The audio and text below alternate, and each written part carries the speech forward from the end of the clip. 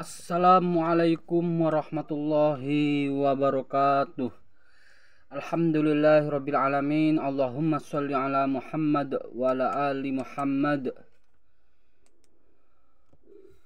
Berjumpa kembali bersama Al-Husain Al-Palembangi. Kali ini kita akan melanjutkan bacaan sejarah yang ditulis oleh Buya Hamka dari Perbendaharaan Lama, memasuki bab ke-8, bab terakhir dari bagian pertama. Bismillahirrahmanirrahim. Bab ke-8, Khairun dan Babullah. Setelah bangsa Portugis dapat memusatkan kekuasaannya di Goa, India, dan merebut Malaka, kemudian dapatlah mereka meluaskan kekuasaannya sampai ke Maluku. Padahal sebelum bangsa Portugis masuk ke sana, Islam telah lebih dahulu datang. Dua bangsa yang berjasa menyiar menanamkan pengaruh Islam di Maluku, yaitu orang Melayu dari Malaka dan Mubaligh dari Jawa Timur. Di pertengahan abad ke-16 Masehi itu, Portugis sedang meluaskan kuasanya.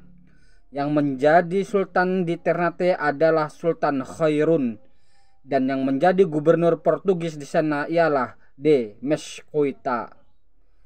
Keduanya orang yang sama keras dan teguh mempertahankan agamanya. Ingatlah bahwa pertengahan ke-16 Masehi itu masih keras dan nyata pertentangan Islam dengan Kristen. Orang Portugis sangatlah benci mendengar agama Islam. Mereka berniat hendak menghapuskan agama Islam di tanah-tanah yang telah dikuasainya.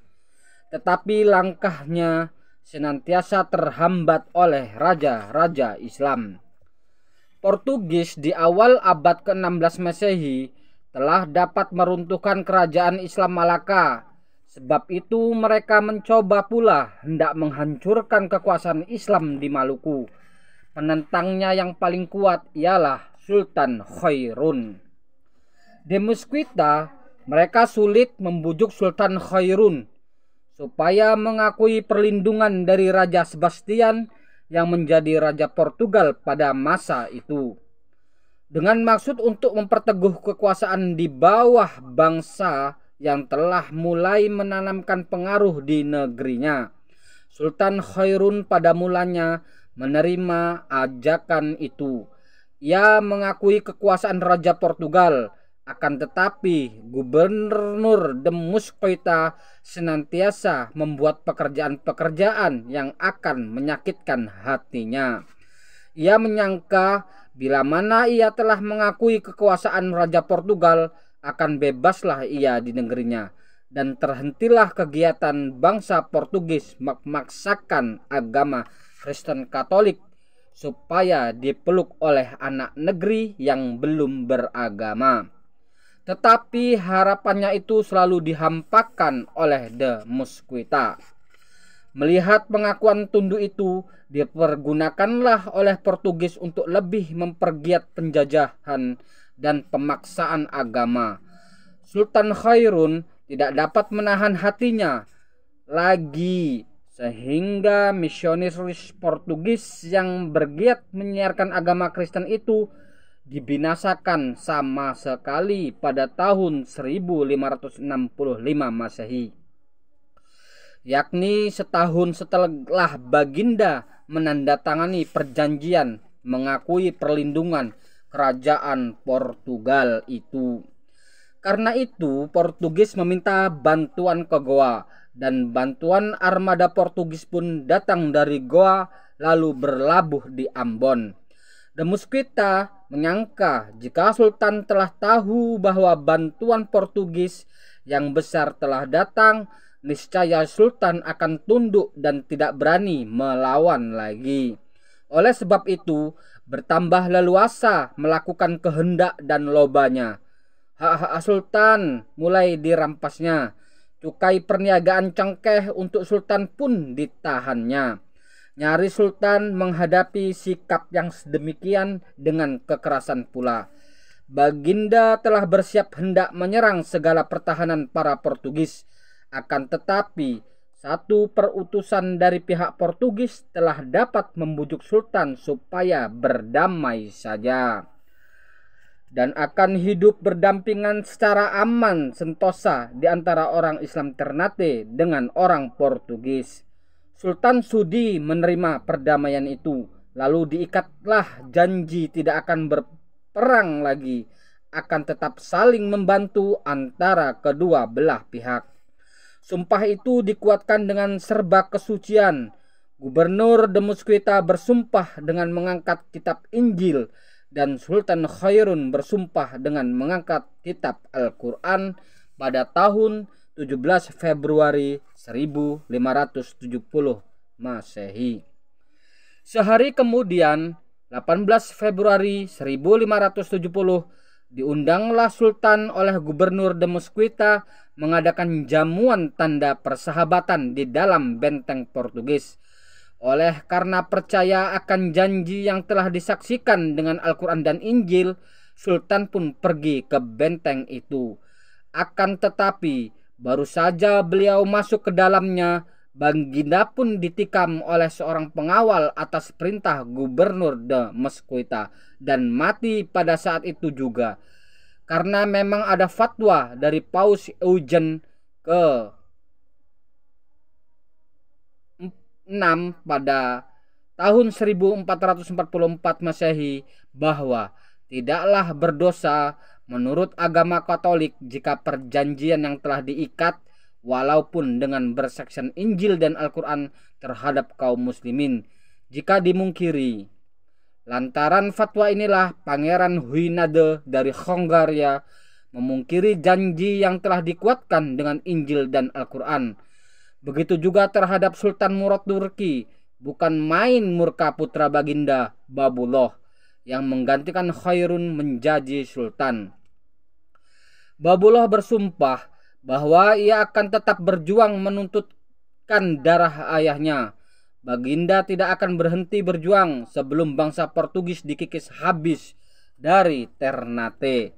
Dan Baginda tidak akan berhenti berjuang sebelum orang-orang yang membunuh ayahnya dihukumnya sendiri dengan tangannya.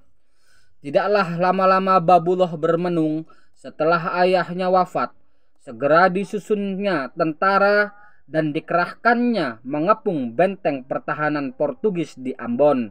Terjadilah peperangan yang besar, hebat, dan dahsyat antara pasukan Islam Ternate dengan Portugis. Raja Tidore yang tadinya bermusuhan dengan Ternate segera memberikan pertolongan kepada Babullah. Akan tetapi Raja Bacan yang telah memeluk agama Kristen rupanya memberikan bantuannya kepada Portugis. Bukan main murka Babullah melihat sikap Raja Bacan sehingga diancamnya bahwa jika Raja Bacan tidak segera mundur dari medan perang, setidaknya bersikap netral. Janganlah mesesal jika negerinya kelak dijadikan padang tokukur atau belantara. Keras juga serangan Ternate atas benteng Ambon sehingga sebagian musnah terbakar dan pertahanan berangsur pindah ke Malaka. Orang-orang Kristen Ambon banyak turut mengungsi ke Malaka karena takut akan kegagah perkasaan tentara Ternate di bawah pimpinan Sultan yang gagah perkasa itu. 5 tahun lamanya benteng pertahanan Portugis di Ternate dikepung oleh Babullah. Kian lama kian habislah kekuatan pertahanan Portugis karena makanan telah berkurang, bantuan dari Goa tidak kunjung datang, dan kelaparan tidak terderitakan lagi. Setelah Sultan Babullah, satria Islam, mendengar kabar bahwa orang Portugis termasuk perempuan dan anak-anak sudah sangat lemah karena kekurangan makanan, Baginda sendiri yang mengirim utusannya ke benteng menyampaikan usul bahwa jika mereka tidak sanggup melawan lagi dan bersedia menyerah dalam waktu 24 jam, mereka akan dipersilakan berangkat dengan senjatanya. boleh pulang ke Malaka atau ke Ambon. Mereka boleh menyerah dengan cara terhormat. Bahkan kelak Sultan Babullah bersedia memberikan benteng itu kembali kepada Raja Portugal dengan syarat orang-orang yang membunuh ayahnya dan yang bertanggung jawab atas pembunuhan itu diserahkan dan diganti kerugiannya. Tidak ada jalan lain lagi. Pada tahun 1575 Masehi, terpaksalah bendera Portugis diturunkan dari atas puncak benteng Ternate dan diserahkan kepada Sultan Babullah. Pada tahun 1580 Masehi, Sultan mengirim utusan ke Lisbon menghadap Raja Philip menuntut kembali keadilan atas kematian ayahnya, sehingga Raja Portugis memerintahkan Gubernur Ambon untuk menangkap Demescoita dan menyerahkannya kepada Sultan Babullah. Akan tetapi perahu yang membawa Demescoita ke Ternate itu diserang Landun di jalan, sehingga ia mati dibunuh bajak laut. Berkibarlah bendera Islam di Maluku, kemudian meluas sampai ke pulau-pulau lain atas pimpinan Babullah. Sebanyak 72 pulau besar kecil sampai ke Irian dan ke Mindanao Filipina, sampai Bima dan Sulawesi di bawah kekuasaan Ternate. Baginda pula yang mengajak Karaeng Tanegalo di gua supaya memeluk agama Islam. Tetapi Karaeng belum mau masuk Islam karena ajakan Babullah berarti mengakui pengaruh Ternate. Barulah Tanegalo memeluk Islam setelah datang guru dari daerah lain, yaitu dari daerah Minangkabau, yang sudah nyata tidak ada maksud politik. Nama Khairun dan Babullah tetaplah menjadi hiasan sejarah Islam di seluruh kepulauan Indonesia. Di abad ke-16 Masehi, setaraf dengan Raden Patah di tanah Jawa dan Ali Mogayat Syah di Aceh dan Hasanuddin di Bantam. Itulah raja-raja Islam yang telah dapat menahan gelombang pertama dari bangsa Portugis Kristen Katolik yang fanatik itu, sehingga nasib Indonesia tidak jadi seperti Filipina. Sekian demikianlah bacaan dari kisah pembendaharaan lama yang ditulis oleh Buya Hamka. Bagian pertama pada sesi ini sudah tamat ya. Video yang ke depan itu bagian yang kedua. Bab pertama, selebar daerah pertemuan.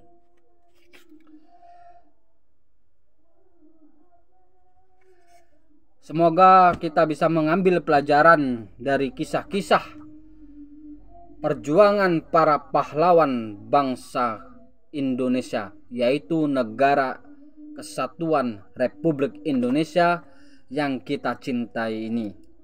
Subhanakallahumma wa bihamdika asyhadu alla ilaha illa anta astaghfiruka wa atubu ilaik. Assalamualaikum warahmatullahi wabarakatuh.